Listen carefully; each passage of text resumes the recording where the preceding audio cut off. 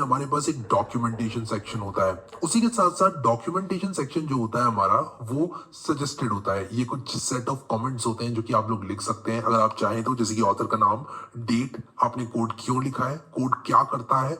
उसी के साथ साथ हमारा जो एक और स्टेटमेंट होता है जावा के अंदर, वो होता है पैकेज। आपको यहाँ पर बताना होता है कि आपकी ये जो क्लास है जावा की, वो किस पैकेज में बिलोंग कर रही है।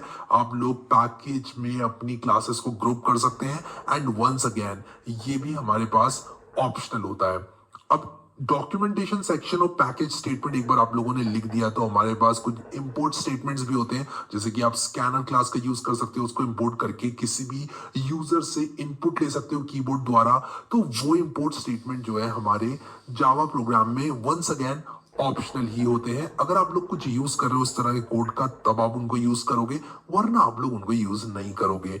लेकिन यहाँ पर हमारे इंटरफेस स्टेटमेंट्स जो होते हैं, उनका यूज हम आगे फ्यूचर में बात करेंगे। अभी हम लोग इंटरफेस के बारे में नहीं जानेंगे, बट मैं आप लोगों को बस इतना बताना चाहता हूं कि इंटरफेस स्टेटमेंट्स भी कुछ होते हैं। हम लोग इनके बारे में डेफिनेटली बात करेंगे। इस पॉइंट पर बस आप लोगों के लिए इतना जान लेना जरूरी है कि जो इंटरफेस स्टेटमेंट्स होते हैं, ये भी ऑप्शनल ही होते हैं। इसी के साथ साथ हमारे पास कुछ क्लास डेफिनेशंस होती हैं, जैसे कि मान लीजिए आपने एम्प्लॉय क्लास लिखी, आपने प्रोग्रामर क्लास लिखी, आपने एक माई स्कैनर करके कस्टम स्कैनर क्लास लिखी।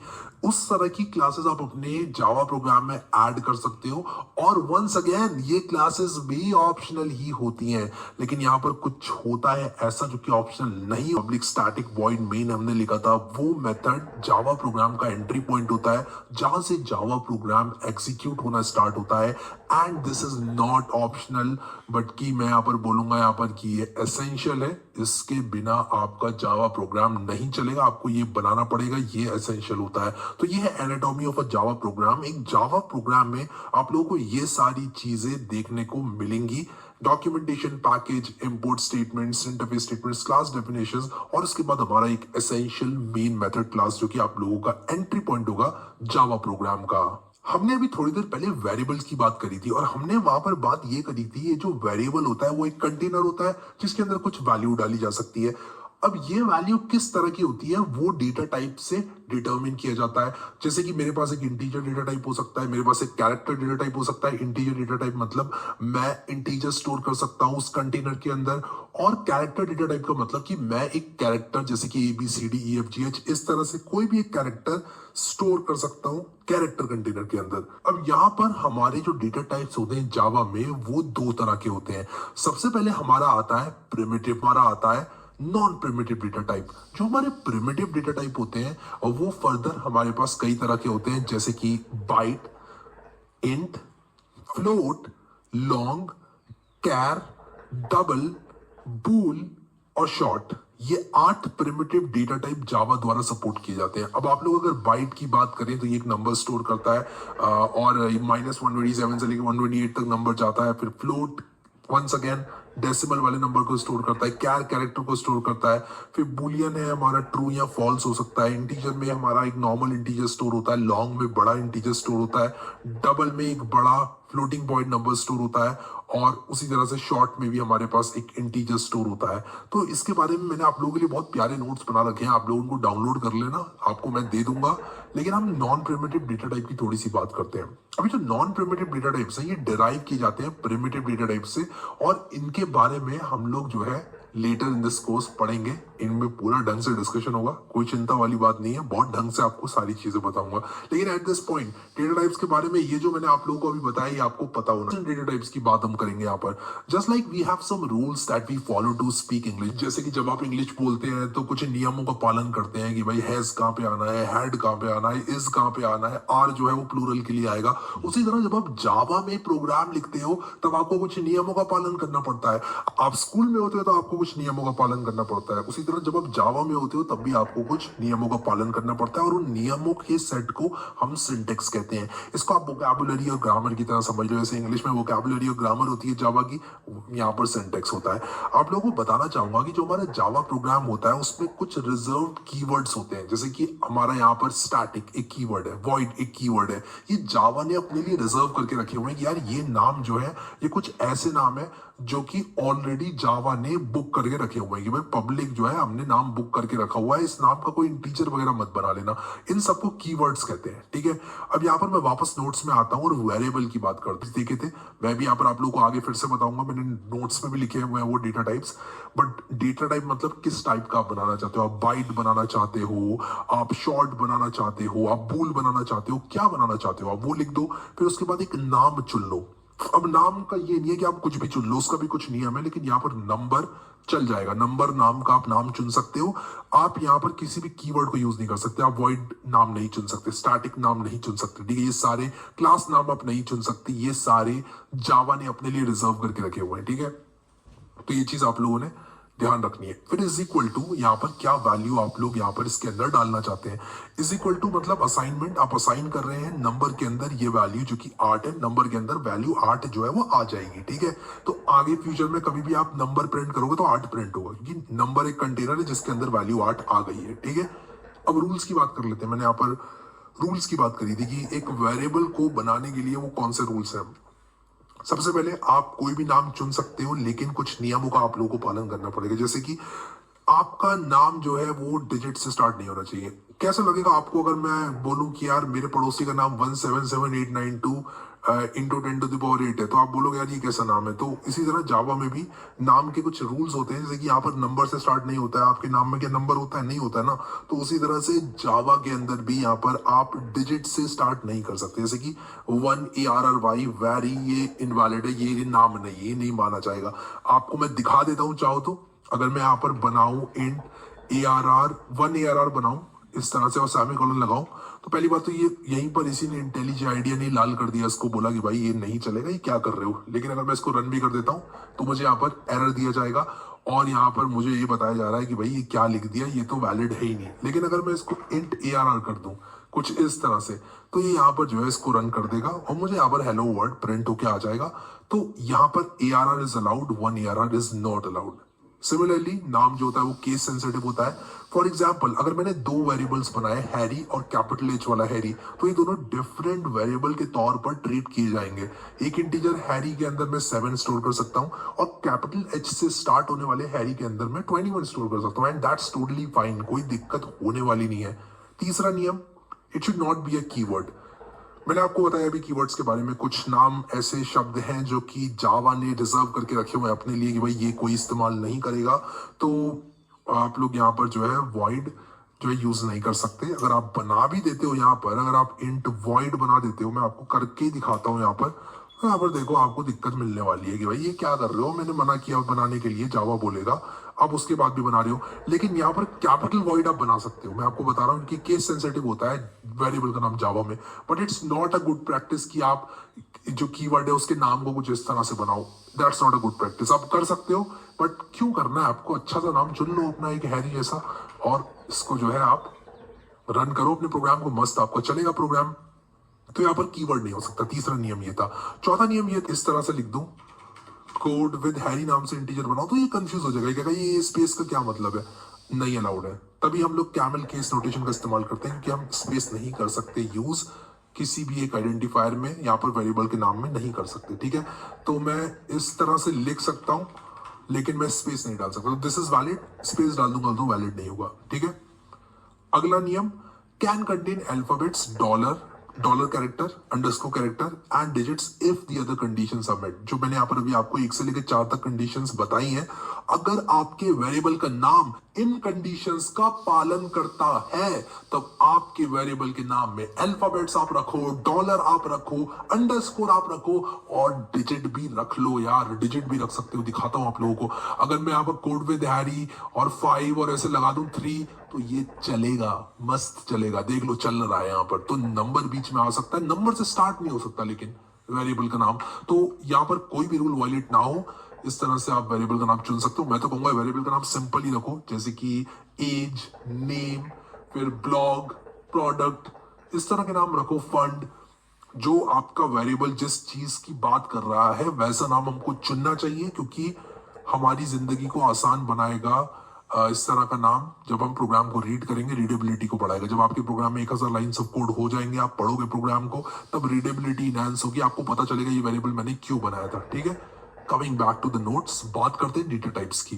तो जैसे कि अभी थोड़ी देर पहले हमने देखा था कि जो डेटा टाइप्स होते हैं जावा में वो दो कैटेगरीज में मेनली फॉल करते हैं। पहला प्रिमिटिव डेटा टाइप, दूसरा non primitive data types.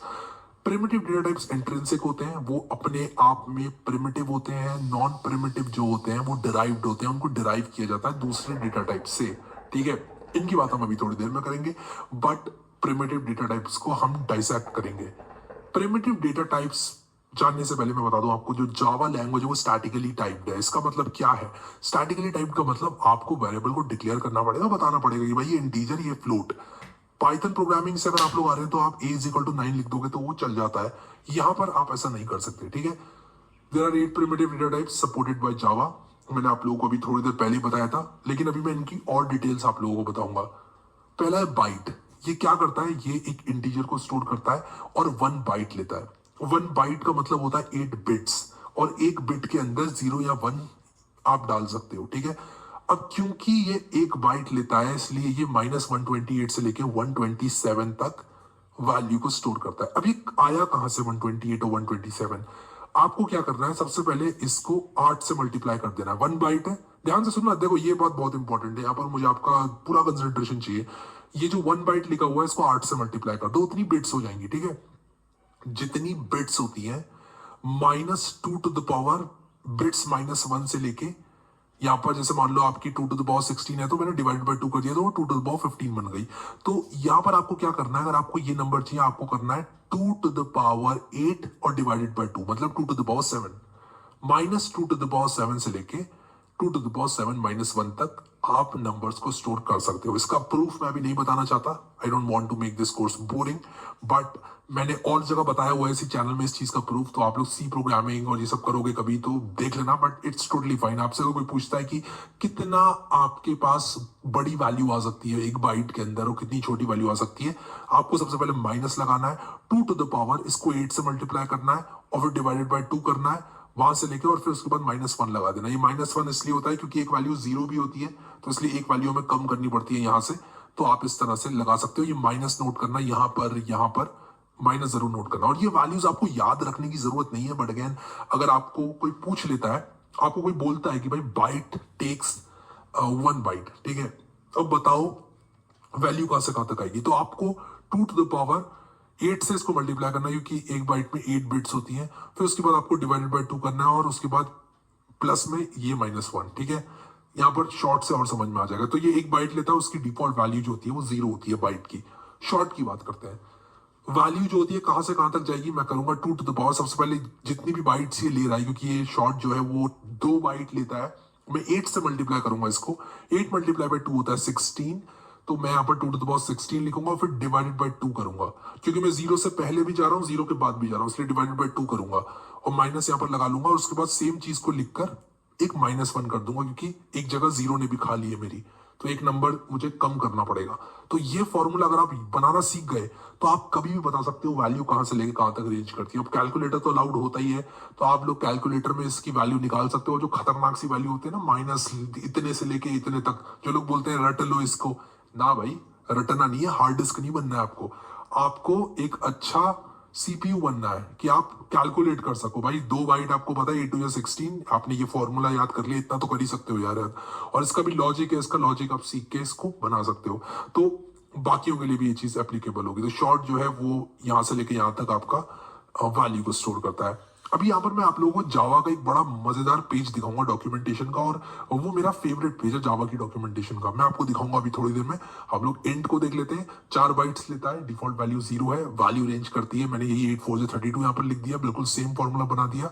Similarly float जो होता है यहाँ पर, उसकी वैल्यू थोड़ी सी ट्रिकी है निकालना, तो आप डॉक्स देख सकते हो अगर आपको चाहिए, बट आपसे कोई कभी भी नहीं पूछेगा कि वैल्यू कहां से लेके कहां तक रेंज करती है फ्लोट की, क्योंकि it depends upon a lot of factors. क्योंकि आपका डेसिमल होता है, उसके बाद आप लिख रहे हो, तो वो सारी चीजें होती हैं। तो इसलिए वैल्यू आपसे कभी कोई पूछेगा ही नहीं, आपको याद नहीं रखनी है। बस आपको ये याद रखना है कि ये जो फ्लोट है वो 4 बाइट्स लेता है। डिफॉल्ट वैल्यू क्या होती है 0.0, और एफ लगा देते हैं ये डिनोट करने के लिए कि एक फ्लोटिंग पॉइंट नंबर है। सिमिलरली लॉन्ग जो होता है, लॉन्ग भी एक इंटीजर, एक बहुत बड़े इंटीजर को यानी कि 8 बाइट के इंटीजर को स्टोर करता है और 8 मल्टीप्लाई बाई 8 होता है 64, तो 2 टू द पावर 64/2 यही फॉर्मूला मैंने बना दिया जैसे यहाँ और यहाँ बनाया। तो ये फॉर्मूला बनाना आपको आना चाहिए।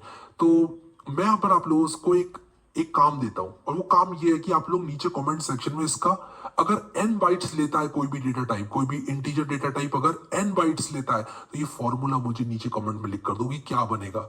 ये n है अगर, तो ताकि मैं n की जगह 8 करूं तो ये आ जाए, मैं n की जगह 4 करूं तो ये आ जाए, n की जगह 2 करूं तो ये वाला फॉर्मूला आ जाए। तो मैं चाहता हूं और n की जगह 1 करूं तो ये वाला आ जाए फॉर्मूला। तो मुझे नीचे कमेंट करके आप लोग इसका जनरलाइज फॉर्मूला बनाकर बताओ। मैंने आप लोगों को काफी एक्सप्लेन कर दिया इसके बारे में, ठीक है। डबल की बात करते हैं। Value ranges from, again tricky है क्योंकि आपका ये पॉइंट वाला नंबर है, ये डेसिमल वाला नंबर है। 8 बाइट लेता है, 0.0 डी फॉर डबल। कैर जो होता है, कैर की बात करता हूं। कैर जो होता है उसकी वैल्यू रेंज करती है 0 to 65535। इसमें नेगेटिव वैल्यूज नहीं होती है, इसलिए मैंने 2 to the power 16 को बाय 2 नहीं किया, 0 to 2 to the power 16 -1 कर दिया। और 16 का से है 8 मल्टीप्लाई बाई 2 क्योंकि ये 2 बाइट लेता है। अब एक बात यहाँ पर ये बताना चाहता हूँ कि ये चीजें रटना नहीं है, आपको बिल्कुल भी नहीं रटना है। ये चीज आप लोगों को अपने आप कैर के लिए आप याद कर सकते हो। 2 बाइट तो याद कर ही सकते हो। और कैरेक्टर अगर आप सी लैंग्वेज से आ रहे हो तो 1 बाइट लेता है, लेकिन यहाँ पर 2 बाइट इसलिए लेता है क्योंकि ये यूनिकोड सपोर्ट करता है। एस्काई कैरेक्टर यूनिकोड का एक सबसेट है, ठीक है। एस्काई कैरेक्टर्स नहीं, ये यूनिकोड कैरेक्टर्स को सपोर्ट करता है जावा। आप हिंदी में और उर्दू में और इस तरह की जो आपकी टाइपोग्राफी है उसमें लिख सकते हो। अलग अलग तरह की भाषाओं में इसकी डिफॉल्ट वैल्यू जो होती है वो 0 होती है। और यहाँ पर मैं आप लोगों को एक पेज पर ले जाना चाहता हूँ जो कि मैंने बुकमार्क भी किया था। कहाँ गया? हाँ देखो, लेकिन उससे पहले बुलियन की बात कर लेते हैं और डिस्कशन को खत्म कर लेते हैं, उसके बाद हम लोग जाएंगे उस पेज पर। ये वो पेज है, मैं अभी आता हूँ उस पर। बट बुलियन की बात करते हैं। वैल्यू कैन बी ट्रू या फॉल्स। इसका जो साइज होता है ये डिपेंड्स ऑन जेवीएम। मैंने यहाँ पर जेवीएम लिखना चाहिए था, डिपेंड्स ऑन जेवीएम। ये आपकी जो मशीन है उस पर डिपेंड करता है और डिफॉल्ट वैल्यू इसकी फॉल्स होती है। यहाँ पर जेवीएम यार आप लोग डाल लेना, मैंने पता नहीं क्यों नहीं लिखा। Size depends on JVM, default value false और वैल्यू ट्रू या फॉल्स हो सकती है। और ये प्रिमिटिव डेटा टाइप्स का जावा डॉक्यूमेंटेशन का ये पेज बहुत मजेदार है, आप इसको पढ़ सकते हो। बट अगेन इसका जो निचोड़ था, जो मेन चीज थी वो नोट्स में ऑलरेडी आ गई है, तो कोई आप लोगों को ज्यादा परेशान होने वाली बात नहीं है। लेकिन मैं अगर आप लोगों को यहाँ पर दिखाना चाहता हूँ एक चीज की, जावा की डॉक्स खुद कह रही है कि it's range of values is beyond the scope of this discussion, ठीक है। तो आपसे कोई पूछेगा ही नहीं यार, जावा की डॉक्स खुद कह रही है, देख लो आप लोग। सो आपसे एग्जाम में तो कोई पूछ नहीं पाएगा कि कहां से कहां तक जाती है रेंज इसकी। तो ये थे हमारे जावा के 8 प्रिमिटिव टाइप्स, ठीक है। सो यहाँ पर एक बात करना चाहूंगा कि आप जितना छोटे से छोटा टाइप है किसी इंटीजर को स्टोर करने के लिए आप यूज करें। जैसे कि अगर मुझे पता है कि मेरा कोई इंटीजर -128 से 128 के बीच में ही रहने वाला है तो मैं बाइट का इस्तेमाल करूंगा, वरना मैं शॉर्ट का इस्तेमाल करूंगा। और अगर मुझे पता है कि भाई मेरा इंटीजर इतना बड़ा होने वाला है तो मैं इंट का इस्तेमाल कर लूंगा, वरना लॉन्ग का इस्तेमाल कर लूंगा। Same goes for floating point numbers, decimal वाले नंबर्स के लिए भी सेम कहानी है। छोटा है तो फ्लोट यूज करो, बड़ा है तो डबल यूज करो, ठीक है।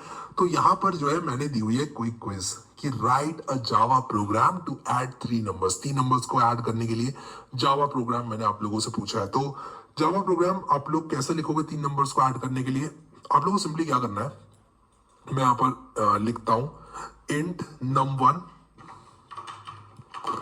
is equal to 6, int num2 is equal to 5 और int num3 is equal to 7। और आप लोगों को system.out.println आप लोगों को क्या करना है, आप लोगों को सम को प्रिंट करना है। where sum is equal to what? where sum is equal to num1 plus num2 plus num3, ठीक है। इस तरह से आप लोग इसको जैसे ही रन करोगे तो देखो हेलो वर्ड के बाद लिख कर आएगा आपके पास 18 और मैं हेलो वर्ड को चेंज कर दूंगा दी सम ऑफ दीज नंबर्स इज, और यहां पर आ जाएगा 18 लिखकर। क्या आपने एक चीज नोट करी यहां पर, और वो चीज ये है कि प्रिंट एलन क्या कर रहा है? प्रिंट एलन एक नई लाइन भी ऐड कर दे रहा है। जो भी प्रिंट कर रहा है उसके बाद एक नई लाइन ऐड कर दे रहा है।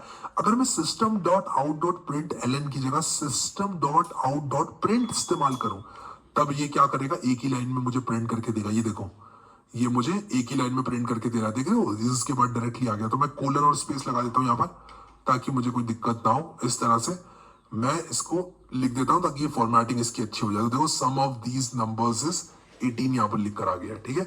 सो ये था हमारा प्रोग्राम। आप इसको मिनिमाइज ऐसे कर सकते हो, और मैं थोड़ा जूम आउट करके आपको दिखा देता हूँ। ये प्रोग्राम मैंने यहाँ पर आप लोगों के लिए बनाया था। सो आई होप कि आप लोग को ये चीज समझ में आई, नोट्स आप लोगों को पसंद आए। अगर वीडियो पसंद आया तो यार लाइक जरूर कर देना वीडियो, अगर आप लोगों ने नहीं करा है तो। और उसी के साथ साथ आप लोग इस प्लेलिस्ट को